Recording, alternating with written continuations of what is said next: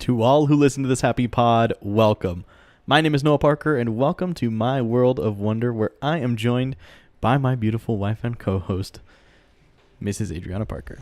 Hello, everyone. Hello, indeed. That camera's always off. I don't know if the table's moved or what, or maybe you're just leaning back really far. I don't know. It's hard to tell.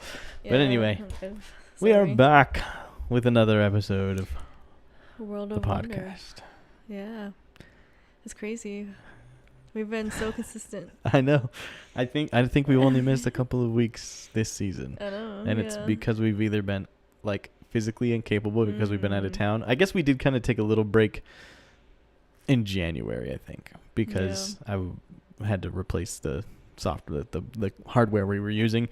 But I don't know. I feel like it's been going really well. Yeah, we're consistently just popping down here and getting her done. Yeah, it's fun. we did miss the Monday before we went on vacation, but that was a little mishaps. Yeah, things happen. Yeah. But we're here now. Yeah. And how are you doing? I'm a little tired. I'm noticing. My energy level is not where I wanted it to be for this episode, but it's always hard coming back from work and like doing our podcast at like day. 8 p.m. So. Yeah, and I mowed today, so I was outside working, and after working, so I'm a little tired, but I think I'm good otherwise. That's good. Yeah. I'm glad. Well, how are you doing? I'm good. Anything fun happened this week that I'm not thinking about?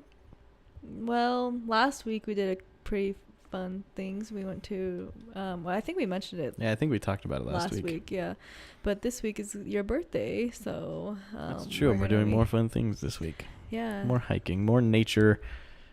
July is June, the end of June, and then like literally it's like there's 3 weeks straight back to back with like some pretty major celebrations. Yeah. Or not so, major celebrations, but I guess fun things. Yeah, because we got my birthday and then 4th of July and then our anniversary, and literally they all happen exactly a week apart. Yeah, so it's pretty. It's and exciting. This year it all happens to fall on a Friday, so even better. It's like, I don't know. It's good day for it to be on. I know, yeah. So it's exciting. I'm excited. Yes. We're gonna go to a state park, so. We are indeed. Mm-hmm. Well, today, I used ChatGPT to help me come up with some ideas. Oh, nice. So the basis of this was a ChatGPT idea, but it was literally like a sentence, and I'm like, okay, I'll run with that. And it's honestly not even what. That's a problem. Oh no! I need to figure out what's going on with that. But I guess we're just on camera 3 today. Okay. We're just a camera 3 podcast day. Or yours. Wait, no, just kidding. That's mine. Yeah. So it's gonna be because like this particular podcast, this episode is like gonna be mostly a lot of me talking, and so like. That's okay.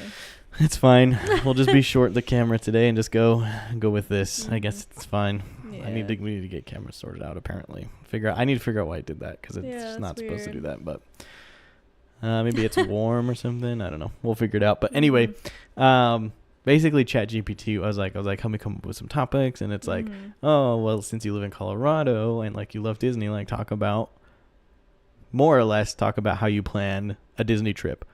Nice. Right? Like the logistics, I guess, the back end of it. What does it look like to go to Disney from Colorado? That's true. So that's what we're talking about today. I called it Disney from afar. Yeah, Disney Parks from Afar. Getting to the magic. So we're going to talk about how we like to do it and how I would recommend doing it, And it actually spawned a bucket list idea for me. Nice. There's what we're going to talk about, like, largely is something that I would love to do with you. Okay. Even though I know we kind of vowed never to drive to Florida again. Oh, goodness. It's different. Maybe can we do like stops and not just do like. I'll explain it. Okay, good. So basically, I broke down 3 categories that we consider when we are going to Disney. One of them is kind of not really a category we consider anymore, but it is one that you should consider if you're like going for a first time, or something of that nature. I'm going to kind of turn like this, actually. Okay, yeah, that's fine. Since it's over there, yeah. Since we're only using the one camera today because my other one keeps dying. That's different. I was gonna say that's more better, but it's not really better. It's just different. I gotta rotate the mic and everything now too. Oh my goodness. Okay. So the first category is should you fly or drive. So we'll kind of talk about how you make that decision, and then we'll also talk about budgeting.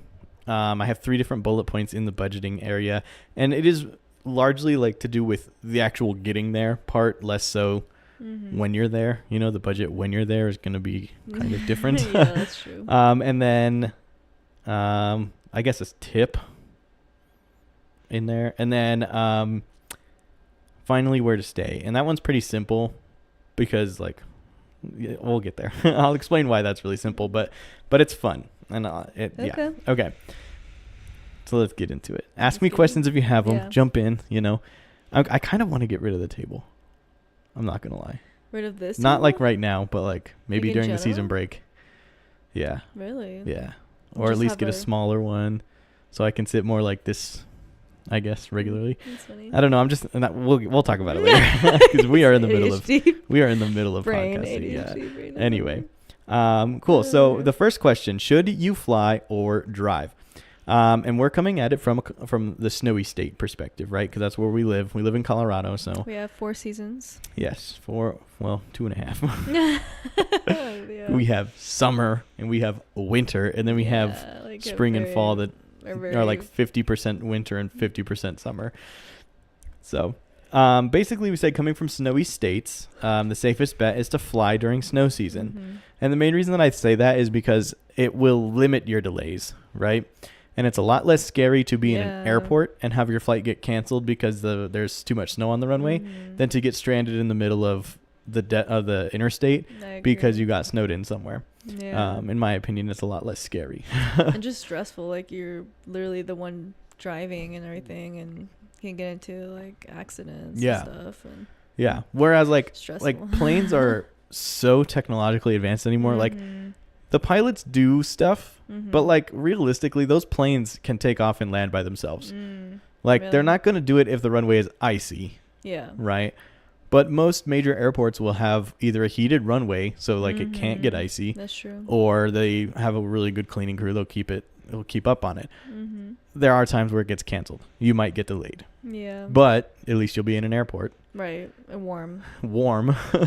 And safe. Yeah. And chances are good it would get canceled before you even left Florida, coming back, right? Or if you're in Colorado, it might get canceled before.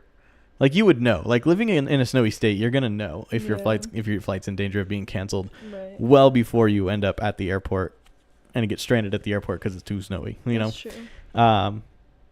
So it can reduce delays. It won't eliminate them, and that's the biggest thing. But again, a lot less scary and a lot safer, in my opinion, to be at an airport than to be in a car in the middle of the interstate. For sure. And then another big point to consider.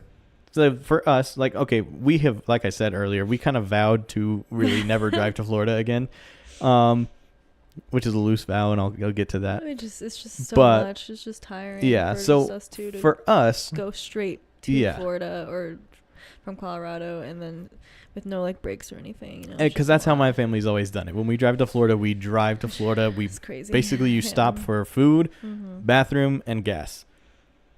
And otherwise, you're not stopping until you get there. It's how you get to Disney World in 30 hours or whatever it is. Yeah. Whatever it is, it takes us to get there. So that's what we're not going to do anymore. But but so for the most part, like we will fly, and the main reason for that I will fly is because with my job and everything, to be able to go as often as I want, I have to be really quick with it, right? So I don't have time to drive down there, spend the amount of time I want down there, and then drive back, because that's almost a 2-week process. Exactly. Like when all is said and done, like you're almost spending a full 2 weeks. Because I don't know about you, but well, actually I do know about you. About me. But I mean you guys. I don't know about you guys, but I could not get home from that kind of a drive and go to bed and wake up the next morning and go to work. Like I would need at least a full day, if not 2 full days, to just kind of become a human being again, because driving for 36 hours straight sucks. But then the other thing to consider is large families. If you're like, when I was growing up, there was 7 to 8 of us that were going down at a time, if not 10. You know, it was between, I guess, that's a the upper mean. Family, Is that what it is? The upper, not the upper mean.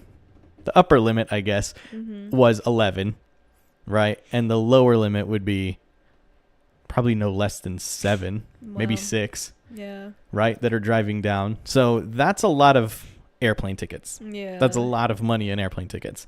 Right? So if it's a large family, driving down can make more sense. If you have multiple people in the vehicle that are capable of driving, that can help out a lot, because you can do that straight through driving, which is how we did it, because you have several drivers who you can take shifts and whatever. Right. But it would save you so much money. Yeah. It will take you a lot longer. It will definitely take you a lot longer. But there's also pros and cons, because then you like get to see the stops on the way. Exactly. Like a little road trip. And that's what I like, because if you're like from like us going down from Colorado, you basically take I-70 until you get to St. Louis, and then you get on something 65, no. Probably not. I don't know. You get on another interstate and start heading south, through like Kentucky and the other states down there south, Tennessee. So there's cool things along the way. Like one of the things I'm very fond of seeing, I've never actually been to it, but I've seen it several times, is the St. Louis Arch. Right? Super cool to check out. Never actually been to it, but it's on the way, right? There's the Appalachian Mountains, right? Which from us coming from Colorado, it's the Appalachian Mountains, and I distinguish the hard T in there because here in Colorado we have mountains. Mountains. They have mountains. Yes. I don't know. I call them molehills. Molehills. Compared to what we've got down here, that ain't nothing. That's true. That's very true. But then there's other things too. Like Kansas City is a beautiful city to drive through, right? St. Louis is a beautiful city to drive through. If you're a big fan of skyscrapers and bridges, it's really fun, to just see. Yeah. And then there's Atlanta, just off the interstate of Atlanta, not too far off of the interstate of Atlanta, is the Olympic Park from when the Olympics were held in Atlanta, Georgia. I meant to look up the year that was, and I forgot to.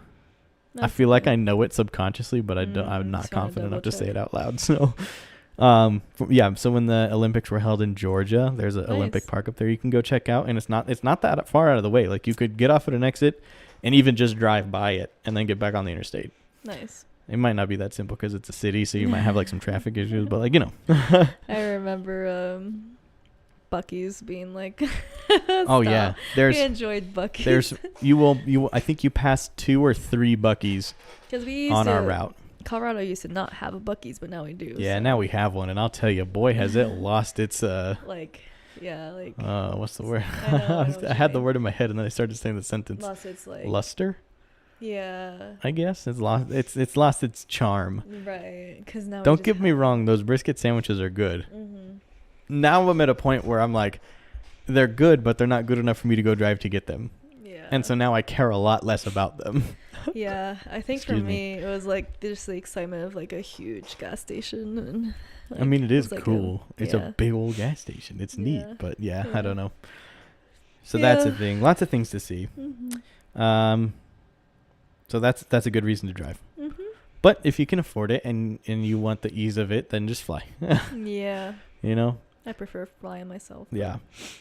So we're going to pretend we're driving, and we're going to talk about some plans for budgeting. This is not really just a plan for budgeting, I guess. This is just, or not necessarily just for driving. This is just things to consider when you're planning, right? So you're going to need to eat, of course. So like when you're at Disney, you should expect to spend like $15 or $20 per meal per person. And we typically don't eat 3 meals a day. The two of us we really eat lunch and dinner. Occasionally we'll have breakfast. I feel like in Disney though we always have 3 meals. I wouldn't. Okay, because the note that I put is that it's not really a meal necessarily. Breakfast? Yeah, we don't necessarily have a meal at breakfast. We might get like a donut at Joffrey's or a cinnamon roll, but like we're typically not eating a meal. Well, I feel like when we went to Disneyland, like we had breakfast. I guess it was like. I mean, like the burritos, I thought do you consider that a meal? I mean, I guess those burritos are pretty big, but. Yeah, I don't know. I don't know. I guess we did have breakfast those times, but I feel like that's not normal for us. I don't feel like we usually like eat breakfast. We usually just get a donut if we get anything. Yeah, that's true. It's usually just Joffrey's coffee and rock and roll. Yeah. I mean, which is still like you're spending money, so it's yeah, your Joffrey's coffee is gonna be expensive too, but it's delicious. Oh yeah. But so that's what you should plan on. And so, if you are driving, bringing sandwich stuff, easy way to save some money on the drive down. Oh yeah. Just have just a cooler with some sandwich materials and some crackers and gummies. All the road trip snacks. Yeah, like Welch's fruit snacks. We did the Walmart brand, what is the Great Value Smile snacks for years. That's all we did. That was like our primary. That was like the goat road trip snack. They have a special place in my heart, but I can't eat them anymore. Really? They're just nothing but artificial sugar gum. Yeah, that's true. Welch's gummies are so much better. Yeah. And so that's what I drink. That's what I eat now. Yeah. That's true. Also having like flavored packets for drinks is a good call. Because then you can save money, not have to buy a bunch of soda. You just water. Yeah, and then you just add some flavor to it, like Kool-Aid, like single serve Kool-Aid things are good. We did a lot of, like it's called it's not called it anymore. It used to be called Orange Early Rise. It was like an orange flavored beverage that was delicious, but interesting. It was like that was like our breakfast. Like instead of having orange juice, that's what we'd have with breakfast. So yeah. Just keeping the travel side of it simple, which if you're flying again is going to be different because, you're probably going to be eating at the airport. Right. But I mean, you can go into one of the areas that if you're trying to save money, you can go into one of those little things that sells like the sandwiches and chips and stuff, and you can get y'all like a little bit of something there. That's true. Because my personal thing is I'm going to save money getting down there so I can spend the money while I'm there. Oh, goodness. So yeah, exactly. I'd rather eat cheap and light on the way down and have delicious meals on the way back. That's the whole point. Vacation. I didn't even talk about it back there, but what do you fly or drive? One of the things I was thinking is like it'd be like taking an RV down would be a lot of fun. Oh, yeah. Right? And then obviously down and back, because then you can kind of extend the magic on either side. I said extend the wonder on either side, right? So you could really stop at those places. Really, you could stop in the Appalachians and camp in the Appalachians. You really take your time getting down there. Yeah. And then that'd be fun.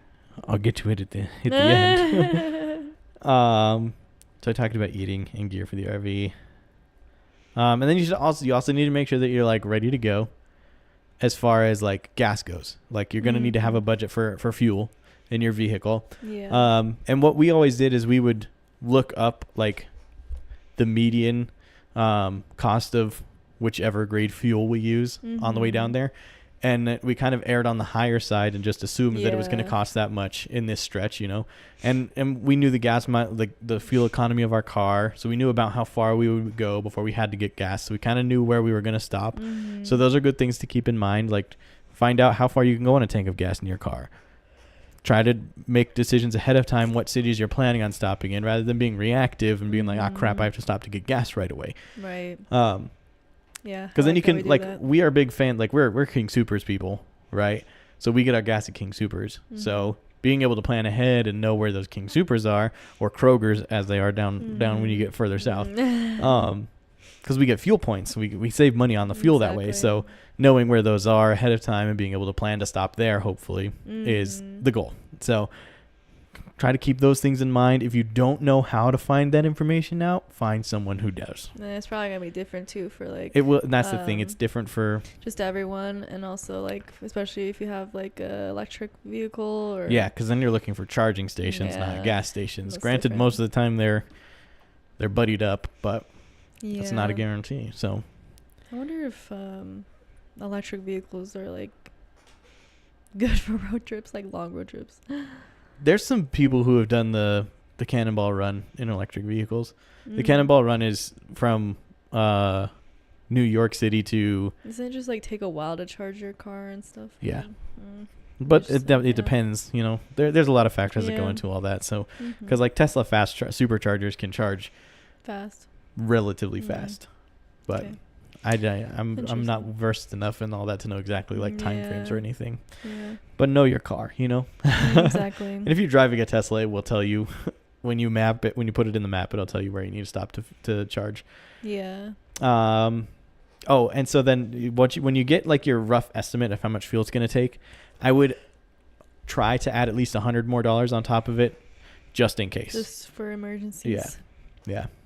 And if your car takes $100 to fill up the tank one time, maybe try to have like $200 on the backside. You know, have an extra couple $100 because things happen. You never know. Like when we went to California, we got stuck in traffic for 100 years. 100 years, yeah. Fortunately, Adriana's car has a system that like auto starts and stops the engine, so it'll shut it off to save fuel if you're sitting for a long time. And I think that is the only reason we didn't burn through our entire tank of gas in that 7-hour period, is because it would shut off anytime we stopped. So it was only using the fuel to move the vehicle forward. Yeah. So that's true.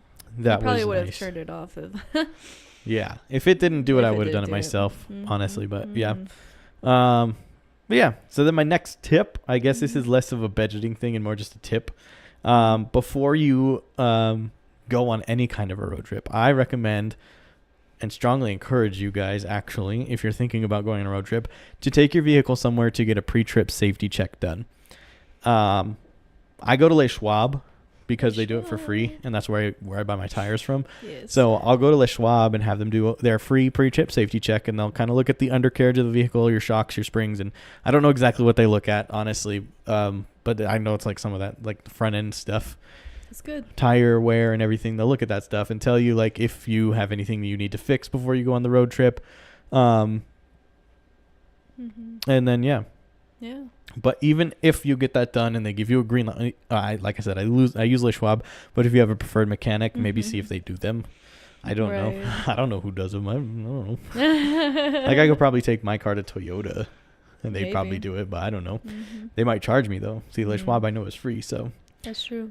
But even if you get that green light from the mechanic on the safety check, make sure that you stay prepared. You wanna budget a little bit of dough aside for like if you blow out a tire or something, or any other random vehicle failures. You know, they can do a pre-trip safety check and like things can get missed or things can not be a problem but turn into a problem. Yeah, exactly. With the belt, the serpentine belt disintegrating.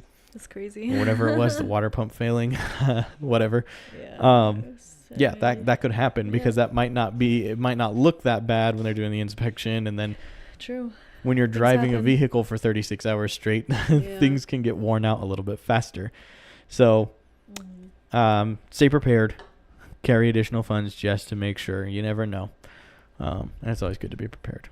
Oh yeah. Which is like also making the argument for like maybe just fly with all the extra money. Like in my opinion, like the extra money you want to budget for, like when you're driving versus flying, like it almost you kind of start getting close to that. Like maybe it might be like for me and you. The amount of extra money for the amount of extra money to prepare for these what if scenarios.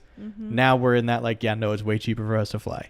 But again, if we are a family of 8 to 10, well, you're probably still way cheaper driving the car or renting an RV. True. And then renting an RV is you probably have to worry a lot less about this. You still have to worry, like your tire could still blow out. That's still a thing that can happen, right? You don't know what's on the road. You might run over something and it'll go boom, you know? Yeah. So that could still happen. However, depending on your work, how you work out that rental agreement, it might not be a thing that you're financially responsible for. So maybe it's different there. But you will also pay more in fuel in an RV than you would in like a sedan. Lots of things to consider. Oh yeah. And then finally, I put where to stay, and that's very simple section because in my opinion, you're not gonna choose wrong with any Disney resort. If you're a big family, staying at Pop Century and any of the value resorts, honestly, like they're very good options. Yeah, I agree. You can get adjoining rooms, which is where there's basically 2 separate rooms, but they have doors that connect them. So you can open those up. That's cool. And you basically have a 4-bed room that way. Did you have that ever? Yeah. Yeah. Basically, anytime my whole family goes, we have at least one adjoining room. That's Unless a couple of times we stayed at some of the deluxe resorts that have like villas, which is like a 4-bedroom suite. Wow. That's crazy. We didn't have to have adjoining rooms because we were just in a giant room. Wow. But basically, anytime we stay at Pop Century or Art of Animation, because we never stayed there, Pop Century or one of the All Stars, we will typically have an adjoining room because there's too many of us to be in one room. So like when we went in 2021, me, Caleb, Mom, and Dad were in one room, and Marcy and Lauren were in another room. But it was adjoining, so there's a door that connected it. So that me, Marcy, Lauren, and Caleb could be hooligans in their room watching TV while Mom and Dad were trying to go to sleep. Oh, yeah. And then we could just go back over and annoy them when we were ready to go to bed. That's awesome. Granted, there's not a lot of that happens, honestly, when I'm in Florida or when I'm in Disney. It's not a lot of like shenanigans up late at night. I'm very much like, well, the park's closed. I'm going to go put my head down on the pillow so I can get up and be there when it opens tomorrow. Oh, yeah. That's just how I operate. But so you're not going to make a wrong choice. Sorry. Yeah. However, if you are driving down, consider, if you don't already have an RV, renting an RV, maybe doing a road trip down in an RV, and then stay at the Fort Wilderness campgrounds. That would be pretty cool. There's lots of fun reasons to do like a Fort Wilderness camp stay at Disney.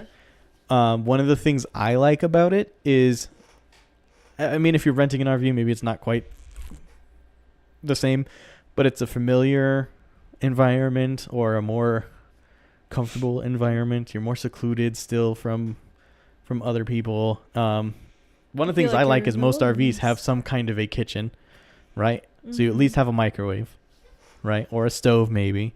So like you can still cook some meals and save some extra money by not eating dinner in the parks that day and just cooking some salmon. Yeah, some salmon. Microwave some chimichangas, you know? Save some of that money. That's cool. That's a big reason that I like the idea of camping in an RV. You've done that many times, right? Or just like a couple times? A couple times. When I lived down there in 2011, we actually lived in a trailer for a while. And we would literally, when we were going to Disney, we would just basically we would hitch the house up to the truck or to the Suburban, because we had a big Suburban. We'd hitch it up to the Suburban and just drive down. And that was especially nice because like that was our home. So it was literally like, I'm still sleeping in my bed. It's still my bed. I'm just in Disney World now. Wow. So that is super fun. And then, because it was our home, we had our refrigerator. We had all of our food with us. So we literally could just eat in the trailer.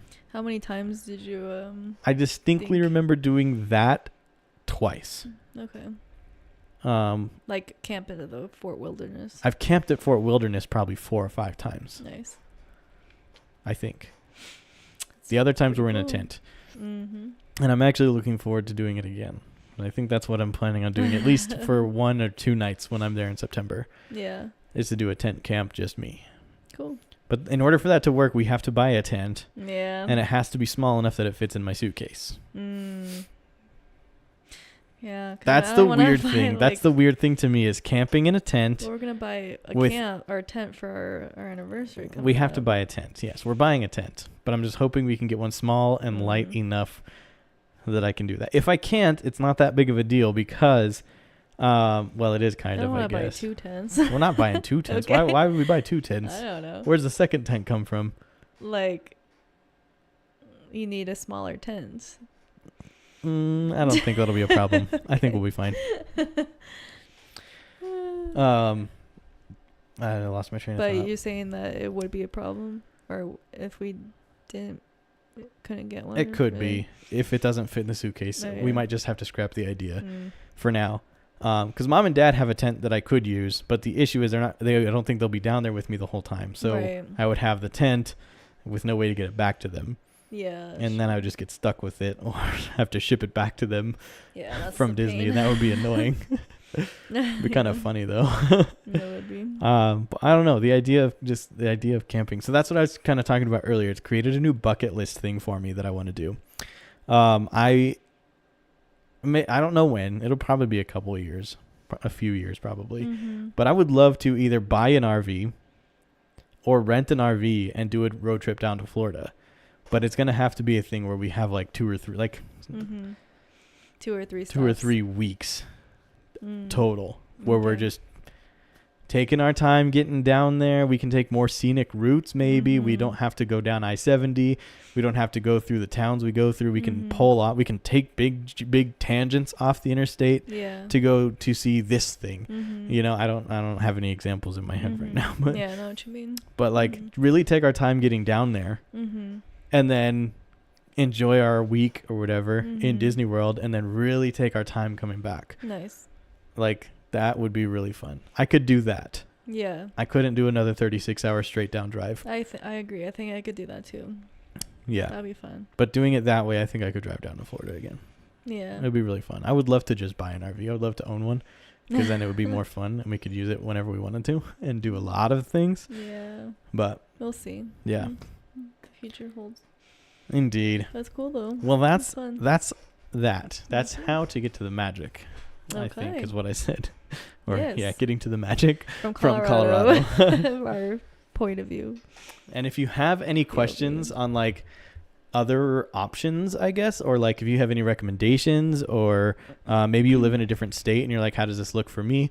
I'd be happy to look into it with you and like help you come up with some ideas. Like if you want to book a room, book a campsite, book the Disney side of it. My friend Tracy is really good at doing that kind of thing.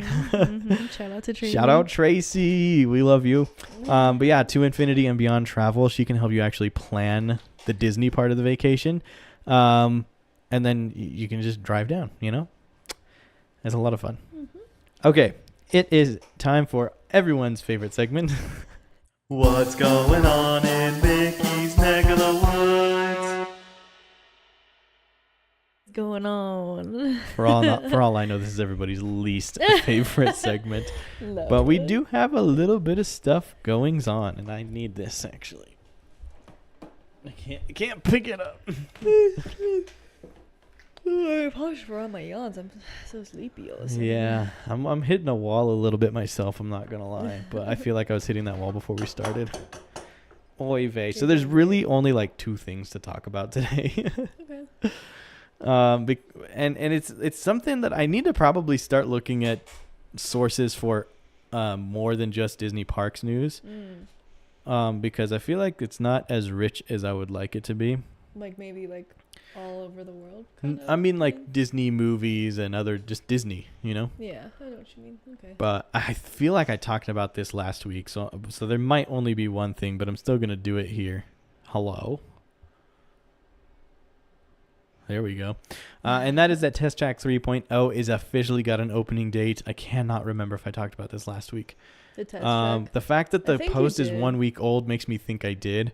Yeah, I think you did. So, yeah, July 22nd, I did. So this is another video that came out this week. Did I show this? No, I don't think I showed this. No. It's a little bit of a walkthrough. You can't get the audio, so if you want it, follow Walt Disney Imagineering on Instagram. They've been posting these like test track updates for a couple weeks now, so I think they've actually been doing it for a lot longer, but I just became privy to it like 2 weeks ago. But they're showing like one of the fun scenes in test track with like some foliage that represents the Pacific Northwest, and these are the 2 Imagineers who were kind of like put in charge of decorating and everything. So nice. This is a really fun bit. There was another one I guess I didn't save. But they show another scene for the ride that that they've changed, that basically shows you what your car sees. Maybe I can find it really fast. The point of view of like the car. Kind of, yeah. Here it is. So basically, it's like this is what your car sees with all the lasers and radar and everything that it's basically mapping the world around you. This is what it looks like to the car. That's crazy. And so it's basically like a bunch of little tiny dots that vaguely make out the shape of a building. And then there's like a car that pulls out. Again, follow Walt Disney Imagineering on Instagram for some of these videos. If you're listening to audio only and you can't see what I'm showing right now. It's super cool. Yeah, it's and so I'm really excited to ride this and see, because I feel like in the past it's been like, this is like Test Track has been like, this is what it looks like to develop a car, and these are the things we do to the car before it gains roadworthiness. More specifically, like crash test, like with Test Track 1.0, and with Test Track 2.0, it's like these are the tests that we use to do this while we're developing the car, and then there's still the crash test section. And this seems more like this is the technology that goes into your car, and these are the things we want you to feel when you're driving your car, and it's like more just like about the actual act of driving the vehicle. I guess more so than how it gets made. Nice. That's kind of the vibe I'm getting right now. But and then the other thing that is going on is the Astro Orbiter refurbishment has finally been completed. I don't think it's opened yet, so it should be soon. Wow, looks a lot better. But well, the top photo is like they took it apart. Oh, okay. They completely dismantled it. Yeah, I mean, and then they put it back together. Right? I don't think so. No? maybe the colors on the planets and stuff are a little brighter, but I really don't think it's different. Okay.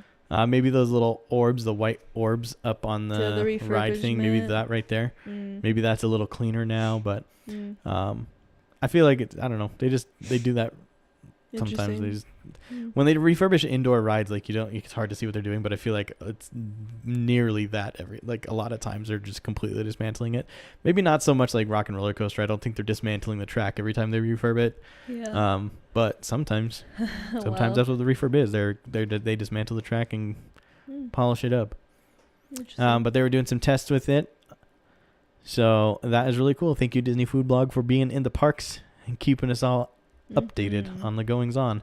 So we don't know exactly when it will be open, but it should be very soon, because that was Astro Orbiter is such a simple ride that yeah, for real. It's not like Test Track 3.0, you know. Right. There's not little things happening behind the scenes. It's not open yet? I don't think so. But I'm not 100% sure.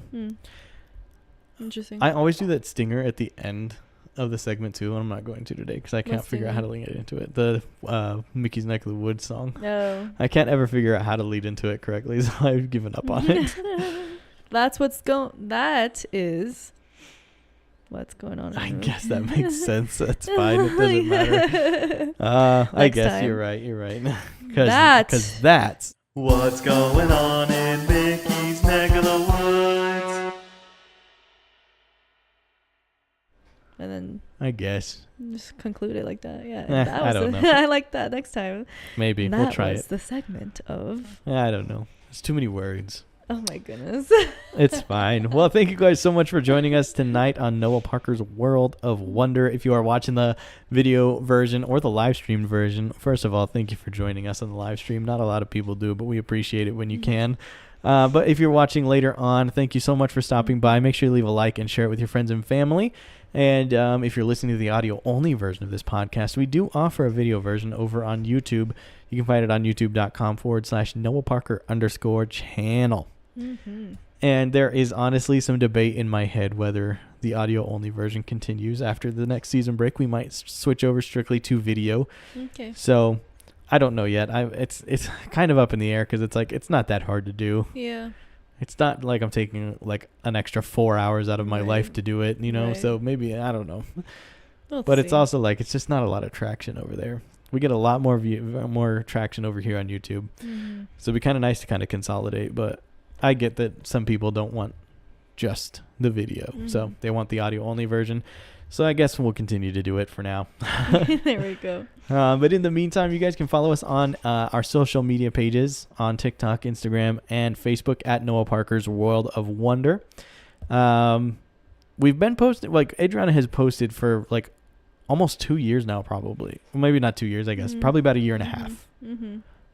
She has been posting consistently 2 videos every single day for like a year at least. And first of all, I really appreciate that you do that. Of course, babe. It's very nice. But second of all, I'm like, I kind of want to start doing some more regular content, like especially on Instagram, I guess. Like just posting stuff on Instagram. We don't use our Instagram for anything but the shorts, and we should That's true. Do like we can do like a random post where we're like real world, like take a picture on a walk and be like, I saw these ladybugs and that look like it has a Mickey on the back. Yeah, LMAO. just like that kind of thing. Things, just like photos, maybe just like what we're doing. Yeah. Maybe like we can take a picture of the game we're planning on playing on Wednesday and post it. You gotta be more in charge of that. Yeah, that you need to help me stay accountable on it, because I'll get really excited about it and then I won't do it. But anyway, okay. I've dyed the grass today, so I think that's it. Did we talk about everything? Yeah, the social media we and did. Everything. So yeah, we appreciate every one of y'all, and we really do. We're excited for what's to come and all the fun content coming your way. And yeah. Right on. Well, this Wednesday night, I swear it this time, we will be live streaming on game night, and we're actually going to be playing Disney Taboo. We picked it up on our adventures last week when we were up in the mountains. And we will actually be playing that on Wednesday. We won't be playing that on Wednesday night because I'll be at work. Wait, are we going to do Wednesday morning? I lied to you. Maybe we can do Wednesday morning. I don't know if anyone's going to watch, but we could do it anyway. The alternative is to do it Friday night, but it'll depend like what time we get back from the canyon is kind of... I don't know. I don't know. It's my birthday. It'd be kind of fun to live stream on my birthday, but I'm not going to go out of my way to do it. Like if we happen to be home, maybe we'll just do it, but... I don't know. I think it's better to do it on Wednesday morning. Yeah, I guess. Apparently, I have been overruled again, so I guess we'll see you on Wednesday morning, guys. And then next Monday for another episode of Noah Parker's World of Wonder. But until then, my dear friends, let the wonder take hold.